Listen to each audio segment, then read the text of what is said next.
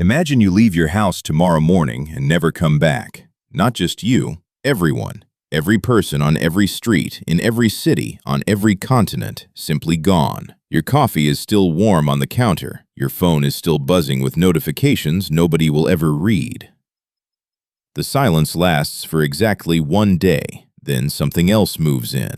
You'd think the story of what comes next belongs to lions or wolves or bears. It doesn't. The real answer is far stranger. The first creatures to notice you're gone aren't predators at all. They're the animals that quietly built their entire existence around you, and within hours, they're the ones in trouble. Rats are the first to feel it. For thousands of years, rats have followed humans like a shadow, living off the food we drop, the walls we build, the warmth we generate. Take the humans away, and the free buffet closes overnight. Researchers who study urban rodent populations have found that a rat colony can collapse by more than 80% within a single year once human food waste disappears. The animal you feared most in your kitchen turns out to be one of the most fragile creatures on the planet without you. Isn't that strange? Pigeons fare even worse. Bred for centuries to nest on ledges shaped like cliffs and eat scraps shaped like abundance, city pigeons are, in a very real sense, a human invention. Cut off from bread crusts and dropped fries, most feral pigeon populations crash within a few short years. The bird that seemed to own every plaza on Earth turns out to be one of the most dependent animals alive. Your pets don't fare much better, at least not right away. Dogs revert slowly and unevenly. Mid-sized breeds with strong instincts still intact can form loose packs and start hunting within months. Others, bred over generations for a flat face or short legs or a gentle temperament, simply aren't built for the wild, and many won't survive the first hard winter. Cats do better. They were only ever half domesticated to begin with, and a huge share of the world's cats are already feral or semi-feral hunters living on the edges of human settlements. Free from leashes and litter boxes, they'd simply keep doing what they already do best, and small mammal and bird populations in many regions would feel that pressure almost immediately. But somewhere else, in an abandoned house with a cracked window, a different kind of test has already been running for decades. You don't have to imagine what happens when humans vanish. There's a place on Earth where it already happened. In 1986, a nuclear disaster forced every person out of a 2,600 square kilometer zone around Chernobyl. The evacuation was meant to be temporary. It never ended. For nearly 40 years, the Chernobyl exclusion zone has existed as an accidental experiment in a world without people, and biologists have been watching closely. Ecologist Jim Beasley of the University of Georgia led one of the most detailed studies of the zone, placing hundreds of camera traps across the abandoned villages and forests. What his team found surprised almost everyone. Wolves in the exclusion zone now exist at densities up to 7 times higher than in comparable, uncontaminated areas nearby. Wild boar, moose, and deer roam through collapsed apartment buildings. Even the radiation, significant as it still is in places, has not stopped the animals from moving back in and thriving. The land that people fled in fear has become, for wildlife, something closer to a sanctuary. Here's the twist your brain doesn't expect. It wasn't the radiation that had been suppressing these animal populations before the disaster. It was us. Farming, hunting, roads, fences, and constant human presence had been quietly pressing down on wildlife numbers for decades. Remove humans, even replace them with radioactive soil, and the pressure lifts more than the danger rises. What does that tell you about which force has actually been shaping the wild world all along? So if humans disappeared everywhere, not just around one reactor, the wolves would come first. Gray wolves are opportunists, and opportunists move fast. Within the first few years, without hunting, trapping, or vehicle collisions, wolf populations across Europe and North America would surge. They already have, in miniature. Since wolves returned to Yellowstone National Park in 1995, biologist Doug Smith and his colleagues have documented a cascading transformation. Wolves changed elk behavior. Elk browsing changed vegetation. Vegetation changes reshaped rivers. A predator that people almost eliminated ended up rebuilding an entire ecosystem once it had room to operate. Multiply that by every hunted forest on the planet, and you start to see the shape of what's coming. But wolves wouldn't rule alone for long. Something smaller and far more adaptable would be moving in right beside them. Coyotes have already been quietly conquering the modern world while you weren't looking. Urban ecologist Stanley Gert has tracked coyote populations across Chicago for more than 2 decades, and what he's found is remarkable.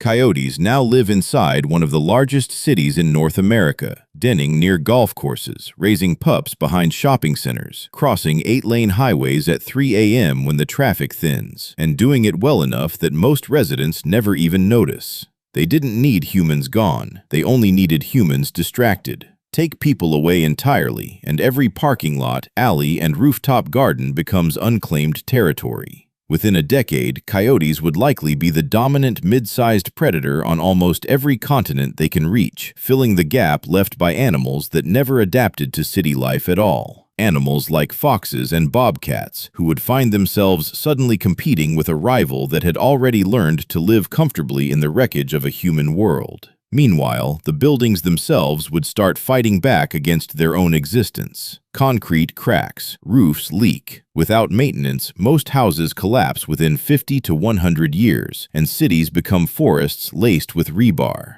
Trees already do this in miniature. You've seen roots crack a sidewalk in a single summer. Now imagine that process running unopposed for a century. Skyscrapers become cliffs. Subway tunnels become caves. Every structure you've ever lived in becomes habitat for something else. Bigger cats would be watching this unfold from the tree line. Mountain lions have already been slipping back into places they haven't been seen in a century, edging toward the outskirts of cities like Los Angeles and Denver, kept back mostly by highways and gunshots rather than a lack of appetite for the territory. Take away both, and cougar range in North America alone could plausibly double within a few decades, pushing east across land that hasn't held a big cat since before your grandparents were born. In Africa, the pressure runs the other way. Elephants, lions, and rhinos have spent the last century being squeezed into shrinking reserves by fences, farms, and poaching. Remove the fences and the poachers in one stroke, and conservationists who study rewilding believe many of these populations could not just recover, but expand back into range they haven't touched in generations, turning former farmland back into something closer to the savanna it used to be. Bears would take longer, but they'd take more ground. Black bears and brown bears reproduce slowly, and their populations don't explode the way a coyote's can. But they're also almost entirely limited today by conflict with humans, roads that cut through their range, and hunting quotas that cap how many can survive in any given valley. Remove those limits, and bear populations wouldn't spike so much as spread, patiently pushing back into river valleys and lowland forests they were pushed out of a century ago, until, given enough decades, they occupy nearly every forested region they once called home. Journalist Alan Wiseman spent years researching exactly this scenario for his book On a World Without People, consulting engineers, ecologists, and urban planners about how cities actually die.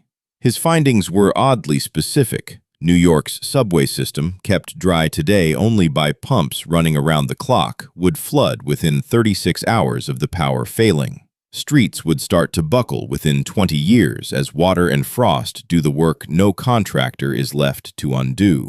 Wooden houses would be gone within a century in most climates. But some structures would linger far longer than you'd expect, especially anything built from stone or reinforced concrete, some of it recognizable for 1,000 years or more. The city wouldn't vanish all at once. It would erode unevenly, the way a coastline erodes, some parts crumbling in a decade while others stand defiantly for centuries.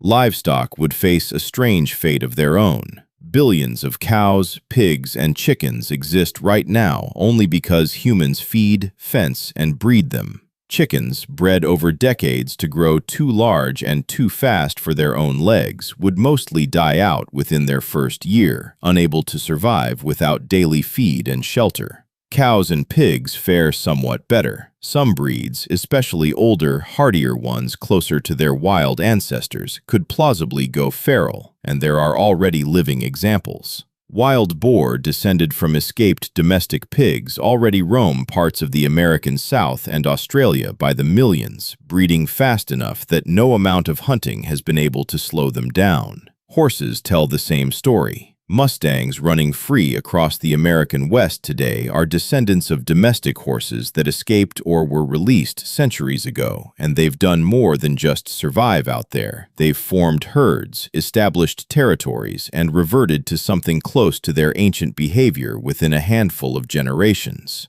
Given a truly human-free world, cattle, pigs, and horses wouldn't so much go extinct as go backward, shedding thousands of years of breeding in what would look, on a geological clock, like the blink of an eye. And this is where the story gets stranger than most people expect. On land, the next rulers might not even be mammals. Crows and ravens are already some of the most intelligent non-human animals on Earth, and their intelligence didn't develop because of us, it developed despite us. Cognitive researcher Nicola Clayton at the University of Cambridge has spent years demonstrating that certain corvids can plan for the future, remember thousands of hiding spots, and even understand what another bird can or cannot see. Some populations have even been documented recognizing individual human faces years after a single bad encounter and passing that memory on to their offspring. Take away pesticides, power lines, and windows, three of the biggest killers of birds today, and corvid populations could expand dramatically. A bird smart enough to use tools, hold grudges, and pass knowledge to its young might be one of the most capable rulers of a human-free world, patient, watchful, and already halfway there. Underwater, an even older kind of intelligence waits for its turn. Octopuses evolved a nervous system almost nothing like our own, spread through 8 independently thinking arms, and philosopher and diver Peter Godfrey Smith has spent years studying just how alien and how clever this intelligence really is.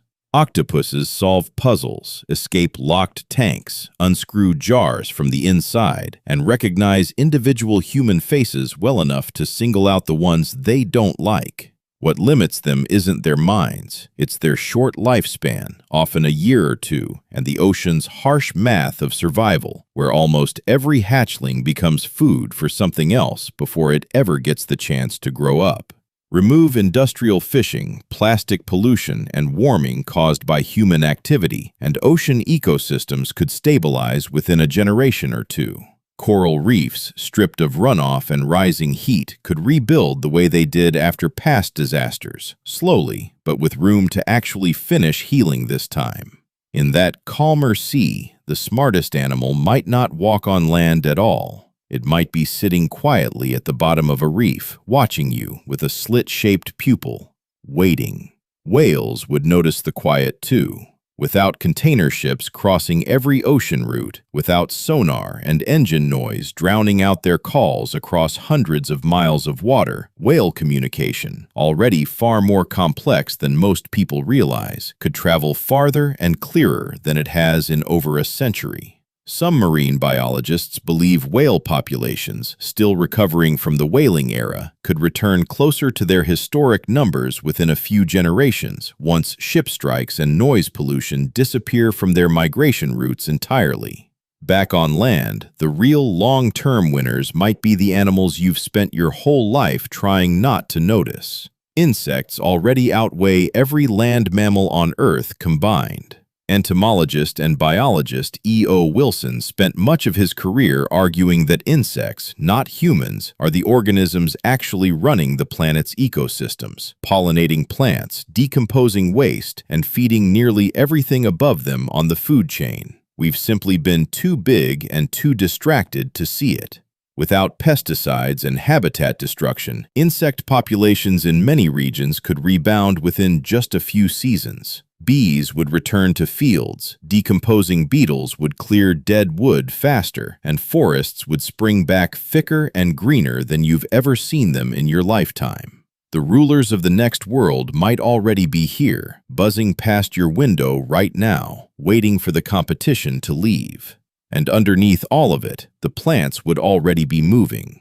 Farmland is one of the least stable landscapes on Earth, kept bare and orderly only through constant human effort, plowing, spraying, and clearing every single season. Stop that effort, and grasses and weeds reclaim a field within a single year. Shrubs follow within 5.